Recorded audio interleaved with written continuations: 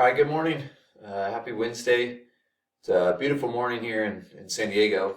Um, and, I think it's a good day to continue to talk about how we're going to deal with some adversity and bounce back and back to our same theme for the week of being okay when life isn't. And today we're going to talk a little bit of just about how do we figure out a way to adjust when curveballs are thrown at us. We talked about grit yesterday and kind of fighting through things, but what does that actually look like? Maybe in some specific examples. Another book I've kind of been reading some so far is this book called The Way of the SEAL. And there's quite a few books and things written by ex-Navy SEALs, and they all have, some good tips and tricks in them from them in their training, learning how to be leaders, learning how to be gritty, and definitely dealing with life when it's not okay. They certainly go through some trials and tribulations, whether they actually even are deployed or not, just in their training, so that they are prepared for those things. And so the one quote that I wanted to look at today, the subheading for the chapter is called Surfing Volatility. And the quote is, "I can't change the direction of the wind, but I can adjust my sails to always reach my destination." And this was written by a country music star and businessman named Jimmy Dean. And, I think that's a great quote for our week and to kind of keep us going is that, you can't control the wind. You can't always control the things that are happening around you, but you can adjust to them so that you can still reach your goal. So if your goal is to improve your grades and you're struggling with something, then you got to adjust. That's going to look like asking questions, phoning a friend. There was that show, there have been game shows in the past where phone a friend is one of the things that you can use. And I think too often we get in our own little bubble, especially online, where we think we have to solve everything ourselves. And that's just not the case. You have resources out there and you have people that will help you. And so you got to ask those questions. If it comes to sports or to your physical kind of health, you're struggling to get exercise in, then you got to find a way to adjust and fit that in. If you've been trying to get up in the morning and do it and it's just not working for you, then you know what? Find a time like at your lunch break to get in, 10 minutes. It doesn't have to be long. None of these things that I talk about have to be huge, giant life changes. If I'm asking you to exercise or saying that that's a good prescription to be feeling better, it doesn't need to be an hour a day. Start off small. 10 minutes here, 5 minutes there. You just add it in, interject it into your day.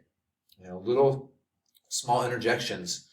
Another person I like to listen to, his name's Ed Milet. He talks about breaking your day down into smaller chunks and really making it almost like multiple days. And so, make sure when you get up in the morning, you're getting up with a purpose. If I'm going to get up at 6:30 so I'm ready for work at 8, then, I need to know what I'm going to do for that hour and a half. If I just get up and lay in bed and don't get anything accomplished and just kind of roll over and turn on my computer right now the way it works, I'm not going to be very prepared for the day.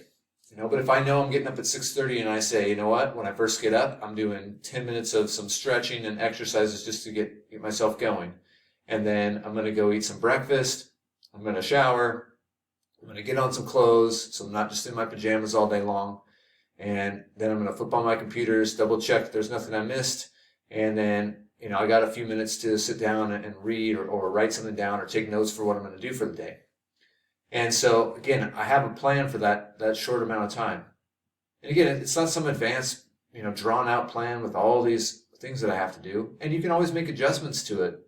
You don't sleep well the night before. You need an extra half hour to lay in bed. Again, have a book next to you. Have something there where you can read and still be a little bit productive, but you can still maybe adjust to what your needs are for the day.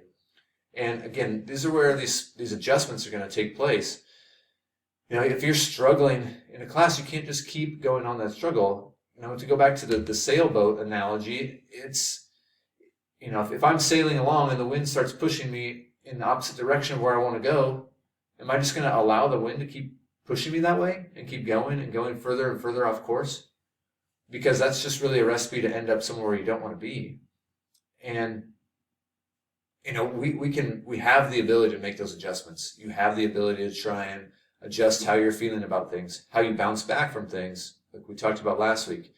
And, again, there are all kinds of different things that are going to happen. I mean, even before we had COVID and before we had these lockdowns and before we had distance learning and, limited sports, all these different things that are limiting there were still things that were coming at us that we couldn't predict.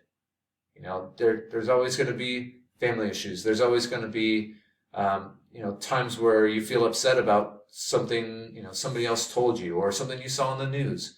There's constantly a barrage of tests, really. We're constantly being tested to see how we can adjust and how you can deal with it. And, we may not like that all the time, and it may frustrate us. It could upset us, but are you able and are you willing? Really it's more, are you willing to make those adjustments? Am I willing to step up and say, you know what, I am kind of going off course here. I need to make a course correction. I need to adjust my sails, whatever analogy you want to use. I'm falling behind in this class. What adjustment am I going to make? Tonight, I better knock out at least one, my new assignment and at least one old assignment. And if you keep doing that each day, it's going to start adding up. I'm sure Mr. Riley has talked about it, math teacher, 8th grade math teacher, in his class about finance, but compound interest. Once you start investing, that interest compounds each year. So if I invest a little bit here and it goes up, then the next year it's the percent that I'm getting a return on it is starting here instead of down here. So it grows even more. And those growths keep getting bigger and bigger throughout time. So the sooner you start making that investment and those changes, the quicker you're going to grow, whatever it is you're looking to grow, whether that's strength by exercising, whether that's your grade going back up or staying high. That's how you're going to do it. You're not going to do it by just sitting around and hoping that something good happens. You can't just sit there and hope for it. Oh, right, man, I really hope today something goes well. No. You have to take action and make it happen. And it's not easy. But it's not easy for any of us. I think sometimes we think that people who are doing really well for themselves, it's easy for them. Again, I talked about this guy, Ed Milet. He's got a great book called Max Out. And that's really his motto, is to max out how much work you put in. Again, you could look at some of his posts. He's extremely wealthy and just go, oh, wow, this guy has it really easy. But if you look a little deeper, you look at how hard he works and how hard he has worked over an extremely long period of time. And again, he's a good example of that idea of compounding, the interest that you put into yourself. So he started putting in a lot of work when he was young, and he's continued to put in a lot of work. So at the end of each year, he's just making these huge jumps by leaps and bounds. And, now at a fairly young age, he's extremely wealthy and is extremely well off, but it hasn't stopped him. And that's one of the reasons why he continues to be successful. And now he's able to help other people become more successful. And so, this is kind of really where we want to take this, is that you need to invest in yourself right now. And we have the time to do that, whether you feel like it or not. I know school can be overwhelming. I know there's other activities we want to get in throughout the day, but you gotta just put that investment into yourself and work on, again, being okay when life isn't and adjusting to those things that are thrown at you.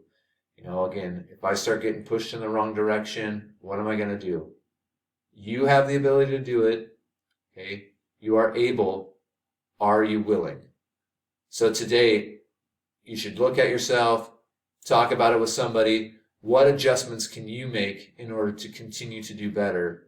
And again, it doesn't matter where you're at. If you're doing extremely well right now, if you're struggling, you have to make a decision to step up to the plate, make some small adjustments, big adjustments, whatever they are, and be willing to adjust to those things that are blowing you off course. So anyways, I hope you guys have a great Wednesday. Work hard today at figuring out what you can do to continually get better. And then if you're doing really well, how can you help others continue to grow as well? So have a great Wednesday. Talk again tomorrow. Thank you guys so much.